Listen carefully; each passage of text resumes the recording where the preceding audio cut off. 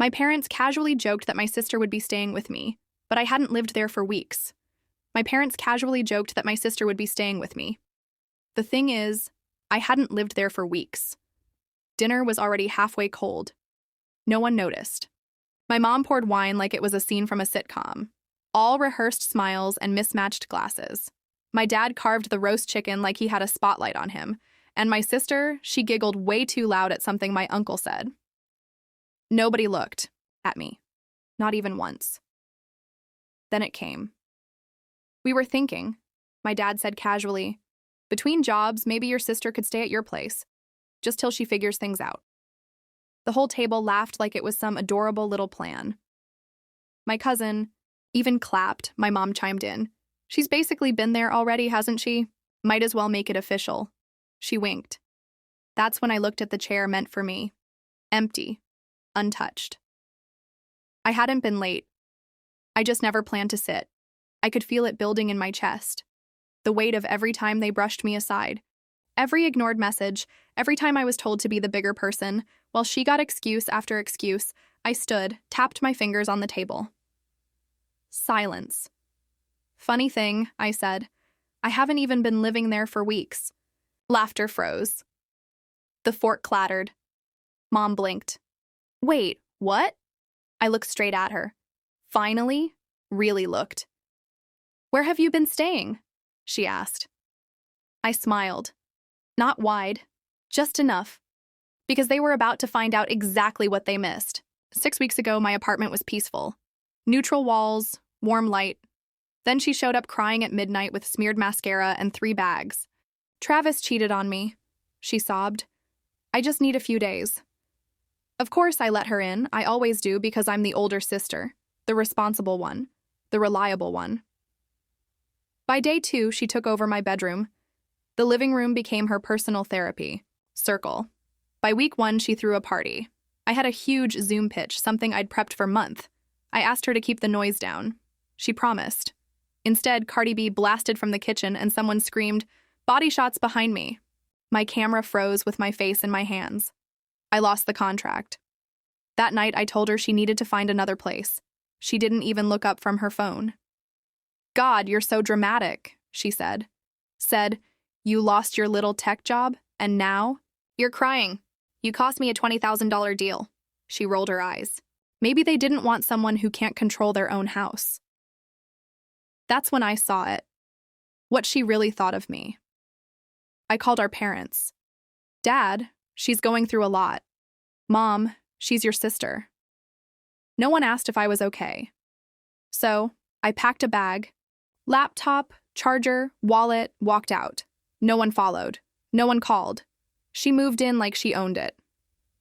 I didn't go far. Crashed at a friend's place, but I set up a hidden camera in my apartment before I left. What I saw in the footage, parties, strangers, my hoodie on some random guy, my guitar listed for sale, even my signature forged on a noise complaint. I compiled everything, sent it to my landlord. 3 days later, she was served a notice to vacate. She had no legal right. That night, my phone exploded with calls. Her, Mom, Dad. I didn't answer. I just locked them because I wasn't invisible anymore. Back at that dinner table, I tossed an envelope onto the table. Inside, timestamps, screenshots, proof, everything. Mom looked horrified. "You snitched." My sister gasped. "No," I said. I protected myself. "You all decided she'd stay with me without even asking, and none of you noticed I'd been gone for 6 weeks. My dad stood. "You're overreacting." I cut him off. I was gone, and no one noticed. I turned to walk away. At the door, I paused. This wasn't about family. It was about fixing her mess. Well, not this time. I left them in silence because this time my seat at the table was finally mine, and it was I didn't look back. The cold click of the front door sealing behind me was like a final punctuation mark on the last 6 weeks of invisibility.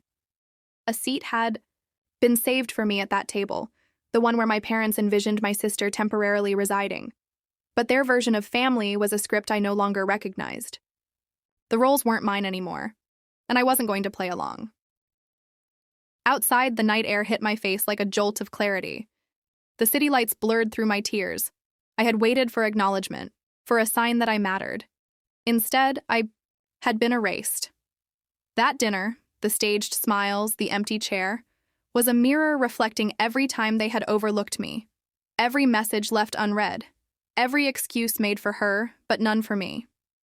I slid my phone from my pocket and stared at the exhausted screen filled with missed calls and texts. They all asked the same thing. Can we talk? I didn't want to talk. I wanted to breathe. I found the quiet sanctuary of my small rented apartment. It smelled faintly of lavender and stale coffee, neither luxurious nor pretentious, just a place where I was visible to myself. For 6 weeks, it had been my refuge, my fortress. I sank onto the couch, heart tightening and loosening in waves. I wasn't just angry. I was grieving. Grieving the sister who took without asking, the family that tolerated chaos but shunned, stability, and the sister I wished I had, but never did. Then I remembered the envelope I had left on the table, filled with timestamps, screenshots, video captures, evidence not just of parties and destruction, but of a sister who didn't just overstay, but erased me entirely. That packet was my voice when I was silent for too long. I thought about why I kept quiet for so long. Because I'm the responsible one, the good daughter. Because I was told to take the high road, to forgive, to keep the peace. But peace built on erasure isn't peace at all. The silence in that dining room was a verdict, but it was also a verdict I refused to accept. I finally picked up the phone and dialed. Mom, I need you to listen. She sniffled on the other line, probably in the middle of another second glass of wine. Honey, I'm sorry, I didn't mean to. Stop. Just listen. My voice was steady, stronger than I expected. For 6 weeks, I wasn't there. And you didn't notice. You planned without me, decided without me, like I was invisible. And now you want me to take care of her mess? There was a long pause. Then my dad's voice cracked in the background. We just want what's best for the family. But what about what's best for me? I asked. Did anyone ask me how I felt? Did anyone ask if I wanted to be caretaker for a storm I didn't start? I'm not sorry for wanting boundaries or for protecting myself, protecting my home, protecting my peace. That's when I made a promise, to myself first. I'll love my family on my terms, but I will never vanish for their convenience again. If I'm going to sit at that table, it will be as me, fully seen, fully heard, fully present. The empty chair wasn't an absence anymore. It was a declaration. That night, I cleaned until my apartment shimmered with possibility.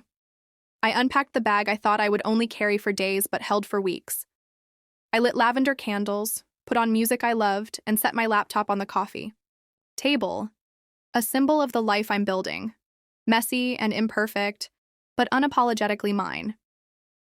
I thought of the chapters yet to come, not the ones written by others, but by me, and this time I'd pull up my own chair. Not because someone else invited me, but because I claimed it. Sometimes, family treats you like a ghost, and sometimes you have to become a ghost, not to vanish, but to haunt until they see you. Now, I'm still healing. The wounds run deep, but they don't define me. The next time they joke about who should stay where, the empty chair at that dinner table will be a reminder to them and to me that I am here, a story.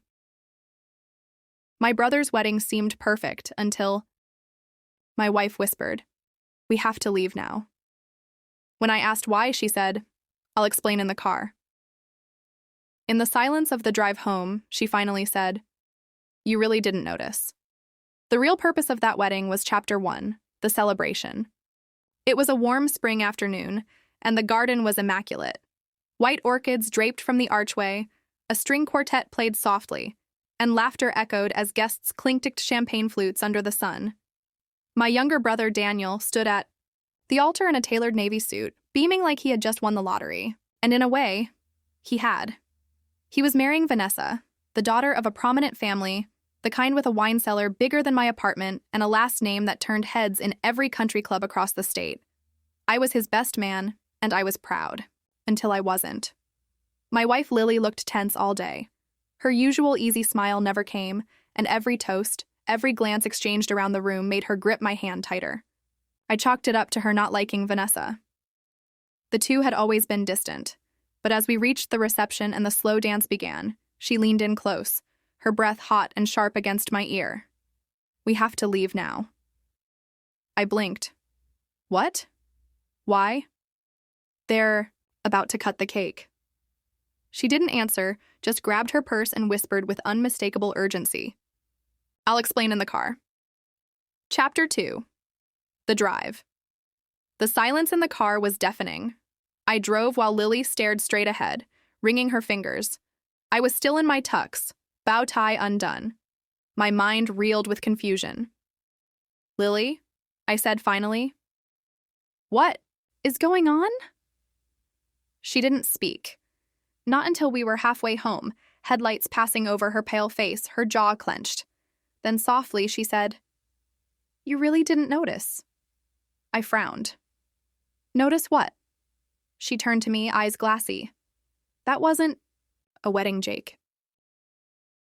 That was a trap." My grip tightened on the wheel. "What the hell are you talking about? Your brother didn't just get married. He just finalized his deal to destroy you." Chapter 3. The Silent Betrayal. I pulled into our driveway, heart hammering, brain scrambling to make sense of her words. "Destroy me," I repeated. "Daniel, he's my brother." Lily unbuckled her seatbelt with a shaky hand. He was, but not anymore. We stepped inside the house. The second the door closed, she grabbed her phone, scrolled, and handed it to me. My eyes fell on an email thread. At the top was Daniel's name. Subject: Shareholder Transfer Agreement, Final Draft, Attachment, our company's equity contract. I froze. Daniel and I co-owned a rapidly growing logistics startup, 50-50 split from the beginning. Blood and sweat. Every warehouse, every client, every innovation, we'd built it together. But as I scrolled, my stomach dropped. The thread revealed Daniel had quietly begun transferring his shares he could only get full control of if I was out due to ethical violation or contract breach. There was a clause I'd forgotten. If one partner is deemed compromised by fraud, misconduct, or moral failings, they forfeit their stake. That wedding, Lily whispered, was a performance, a celebration of your downfall. Chapter 4. What my wife saw. Lily explained it all in one breathless rush. While I was giving my best man speech, she'd noticed several men in suits not mingling, just watching. Not family, not friends. She followed one of them to the back terrace during cocktail hour. Heard him on the phone talking to a lawyer. "Yeah. Once the press release goes out and Jake's name is tied to the scandal, we move his shares into Daniel's holding company. No, he won't know what hit him. Vanessa made sure of that." Vanessa? Daniel's new bride? Lily pieced it together faster than I could. Vanessa worked in corporate law, a firm infamous for hostile takeovers. She was the architect of the setup. And Daniel, he'd sold out his own brother for money, for power, for her. "Jake, they're about to pin something on you, I don't know what. Fraud, abuse, maybe an affair, but they're launching it this week. That wedding wasn't just about love. It was about appearances, about credibility, about leverage." I sat there stunned. The weight of betrayal collapsing onto my chest. They were going to destroy me, but I wasn't going to let them. Not quietly. Chapter 5. Quiet moves, loud consequences. The next morning, I didn't go to the office. I didn't call Daniel. I didn't scream or rage or send threats. Instead, I brewed a pot of black coffee, sat at the kitchen table, and quietly opened my laptop. My hands no longer trembled. I was done being blindsided. They wanted war. They were going to get strategy. Over the years, I'd built layers into the business. I had quietly established backup admin rights on our digital systems. Our security architecture, email, server access, proprietary logistics code had my fingerprints all over it. And here's what Daniel hadn't realized. I still held the kill switch. I logged into our database, then into our cloud management console. Vanessa's firm had begun redirecting backend code to a private off-site server, probably to clone our operations. Rookie mistake. I rewired everything. In silent stealth mode, Then I downloaded all audit logs, including the metadata that proved unauthorized access, breach of partnership agreement, and intellectual property theft, timed perfectly with the wedding. Next, I opened a separate encrypted folder, the one only I knew existed, the one I'd created years ago out of sheer paranoia, filled with Daniel's recklessness. Deleted Slack messages of him bullying junior developers, voice memos of his drunken rants about hiding money offshore, a time-stamped video of him signing a deal with a logistics supplier we both vetoed for a secret commission. It had all seemed too petty to act on at the time. Now it was fuel. Chapter 6. Strike before the ceremony ends. Lily and I worked together like a unit. She was brilliant. In crisis, handling all the PR pieces, reaching out to the right journalists anonymously, leaking select snippets of Daniel's misconduct. I contacted my lawyer and told him to prepare for emergency arbitration. I had no plans to beg or delay. I wanted a clean kill. At noon, Daniel called me, probably to smooth things over. I didn't pick up. He called again. Then Vanessa emailed. Jake, I believe there's been some confusion. Let's discuss amicable dissolution of your stake. I didn't reply. Instead, I scheduled the company-wide board meeting for 9 a.m. the next day. No warning. I also added a new guest to the attendee list, Special Agent Martin Reyes, Federal Business Crime Division. I knew Vanessa's firm had likely cut legal corners, and Daniel had definitely doctored internal documents badly. This was no longer a family feud. This was fraud. Chapter 7. The Boardroom Ambush. At exactly 8:58 a.m., I walked into the sleek, glass-paneled conference room of our corporate headquarters. Daniel was already there, arms crossed, smug smile in place, dressed like a man who thought he owned the world. Vanessa sat beside him, radiating icy confidence, flipping through a leather binder as if this was just another client takedown. Around the table sat our investors, our department heads, and at the far end, Agent Martin Reyes. No one had greeted him. No one had dared ask why he was here until now. Jake, Daniel drawled, this really could have been avoided. You've been emotional lately, distracted and with your deployments and stress. Maybe this is a good thing. I didn't respond. Instead, I opened a black folder and slid it to the center of the table. Let's begin. The folder contained printed emails, access logs, surveillance, timestamps, and a notarized timeline. It wasn't just damning, it was a precision airstrike. Then came the flash drive. I plugged it into the screen at the head of the table. First clip, Daniel at a bar with a shady supplier slurring, Jake doesn't even know I skimmed half the margin. It's our secret. Next, Vanessa's audio from the wedding terrace. Once the press sees the abuse story, he's done. We take the company by Tuesday. The room fell silent. Vanessa stiffened. Daniel's mouth opened, but no words came. Agent Reyes stood slowly. Mr. Daniel Carter and Ms. Vanessa Hale, you are now persons of interest in an active federal investigation regarding corporate fraud, evidence tampering, and conspiracy to commit economic sabotage. The board members looked as if someone had cut the oxygen in the room. Daniel tried to laugh, a weak choking sound. You're bluffing. Reyes held up a warrant. You'll speak through counsel from here on out. Then he nodded toward the door. 2 agents entered and escorted Daniel and Vanessa out in stunned silence. The same cocky brother who toasted to legacy and loyalty at his wedding was now white as chalk, his empire cracking beneath him. Chapter 8. Rebuilding from Ashes. In the days that followed, my phone didn't stop buzzing. News of the scandal hit the business press first, then leaked into mainstream media. Vanessa's firm disavowed her within hours. Daniel's reputation was shredded. Our investors issued a formal apology to me. The board voted unanimously to remove Daniel permanently and offered to restructure the company with me as sole CEO. But that wasn't all. I visited my parents. When they opened the door, their faces were tight, unsure of which son to believe. So I handed them a manila envelope. Evidence, truth, silence, and then I walked away. I didn't need their validation anymore. Lily and I took a quiet vacation a month later, just the 2 of us. No weddings, no cameras, no betrayal. Just peace. On the flight back, she leaned her head on my shoulder and whispered, "You could have destroyed him with rage, but you chose to dismantle him with calm."